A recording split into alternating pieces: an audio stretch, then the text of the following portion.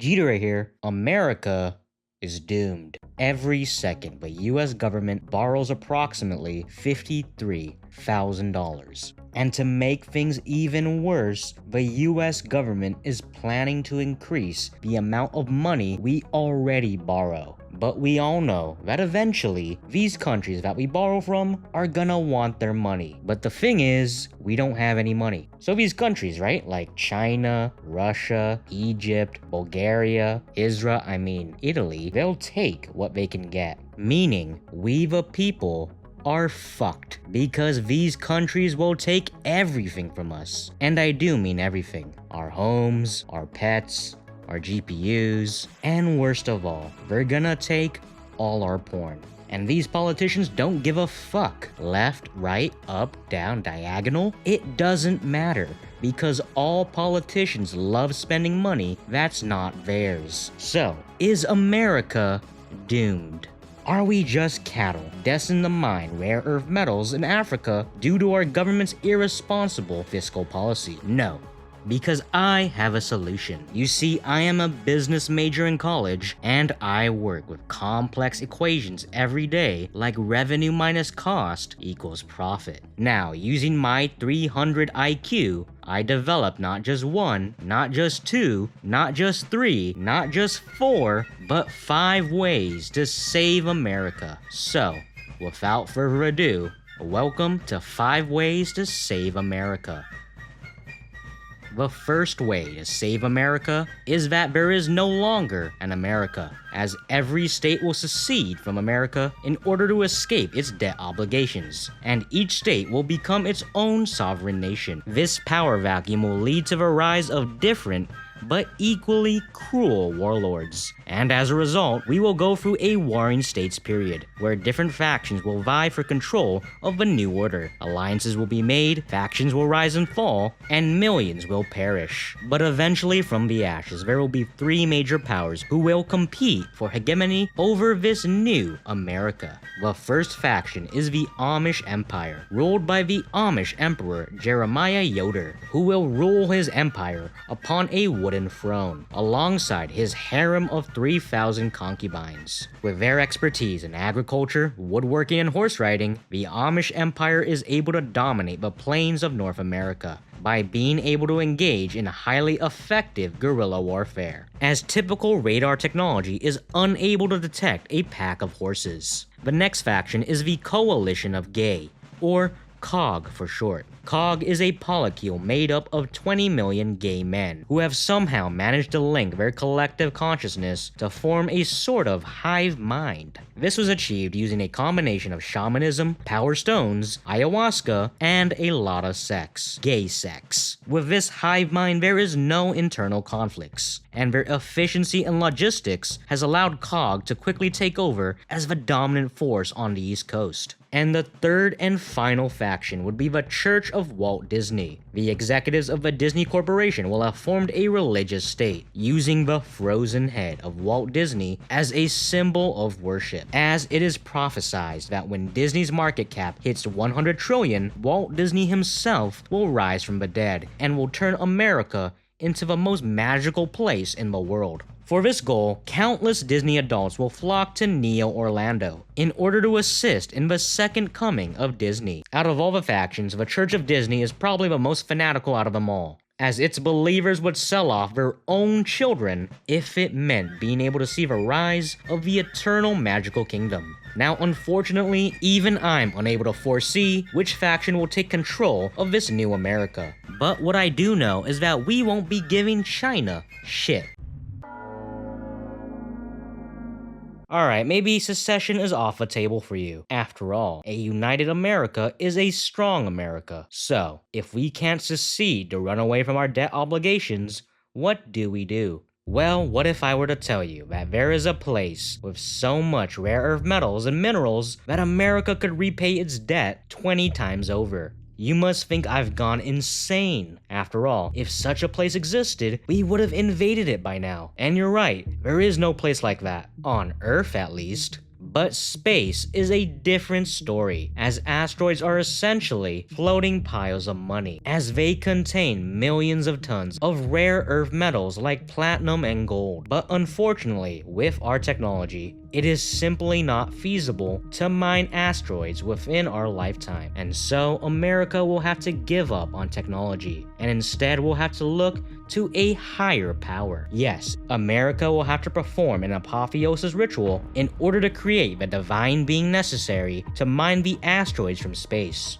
Alright, this is a complicated ritual, and a lot of unlikely things need to happen in order for this ritual to work. First, America will need the sacrifice of a foreign king from the south. This means America will have to invade a South American country, like I don't know, Venezuela, and somehow kidnap their leader. And we probably would have to make up some bullshit to justify the kidnapping. I'm doubtful this will ever happen, but if we are able to pull this off somehow, then great, because then we can move on to the next step. As next, we will need to sacrifice the entire population of the people living on the Land of Green. Yes, America will need to annex the Land of Green, as in order to perform the ritual, sovereignty over the Land of Green and its people is required in order to perform the apotheosis ritual. And again, I just don't think this scenario is likely, as we would be pissing off all of our allies and weakening our global power as a result. But hey, let's say America does invade the Land of Green. America will then need to construct a golden dome in order to house the ritual site. Inside the dome, we will need the corpses of the founding fathers, the bullet that killed JFK, and 50 liters of blood from the most evil man in the world, Doc Rivers, coach of the Milwaukee Bucks. And finally, the presence of the three devils of innovation. And once all these things are in place, the birth of a deity will commence. After 33 days and 33 nights,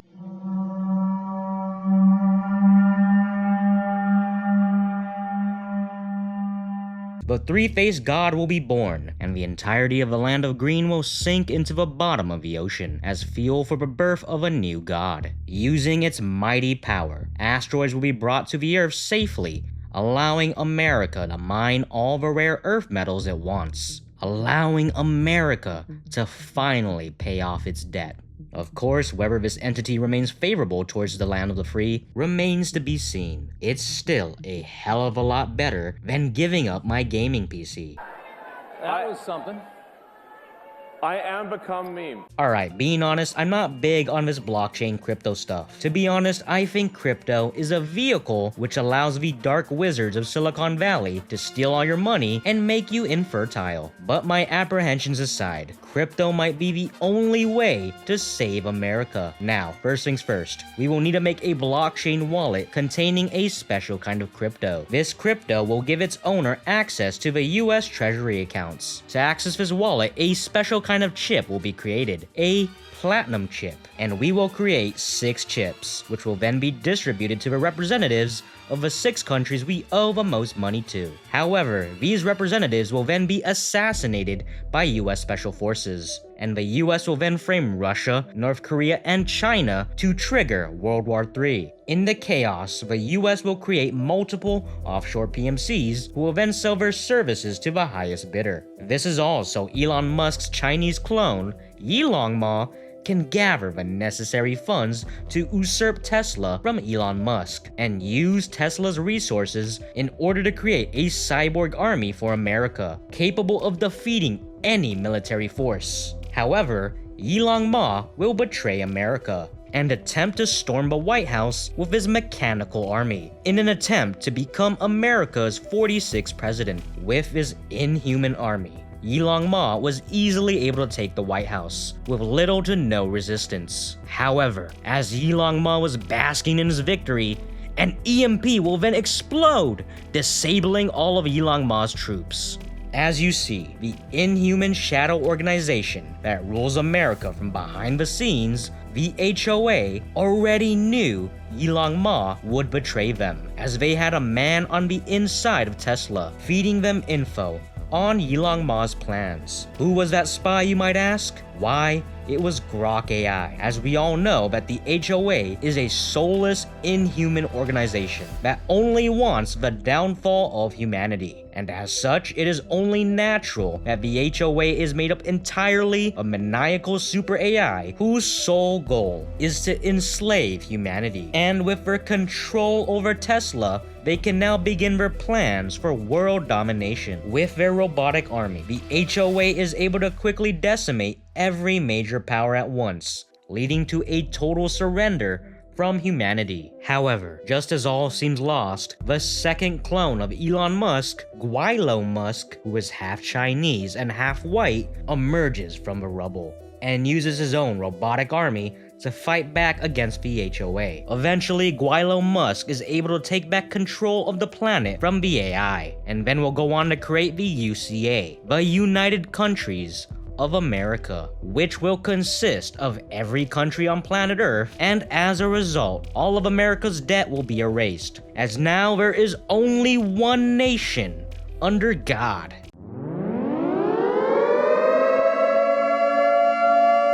Now, here's a secret that the taxman doesn't want you to know. If they can't catch you, you don't have to pay them. So, if America's people can just hide, we wouldn't have to give these other countries shit. But where could we go that would allow America's population of 348 million to hide from these vampires who want to suck every last dollar from the American people?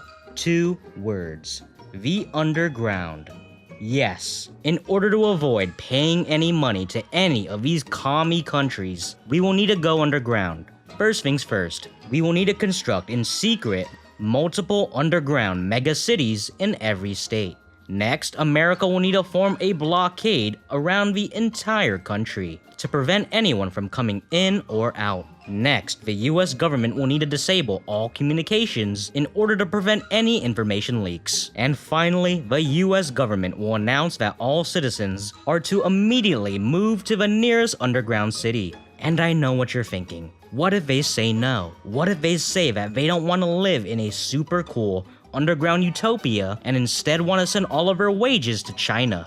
Well, that's their choice, and we have to respect that. After all, this is America, and we sometimes respect people's right to freedom. If these people don't want to move underground, who are we to stop them? However, it is also important to note that a month after the order to move underground, the American government will immediately launch every nuclear bomb in their disposal to glass the surface of the United States, in order to ensure that it is uninhabitable, as we simply cannot allow any other country to plant their flag on our soil. With all of America's population either underground or vaporized, we will live in a utopian society, free of debt. However, unfortunately, in our haste, we failed to consider the Mole Man Empire living underground, and we will fight a long and bloody conflict with them for 50 years. Both sides will wipe each other out, and with no semblance of society left in the underground, the American people will eventually devolve into blind Neanderthals, who will resemble something less than human. But until then, it's gonna be a hell of a ride. Alright, out of all the solutions I presented, this will probably be the simplest, but also the most controversial, so please keep an open mind. Now, America's main issue is that it spends more than it makes. So, if we want to be able to pay off our debt, we're gonna have to cut back on some spending. But just cutting back on small things like healthcare and education won't be enough to get us out of this hole. We're gonna have to cut back on the big things. And I'm sure you guys all know the one thing that America spends the most on compared to other countries.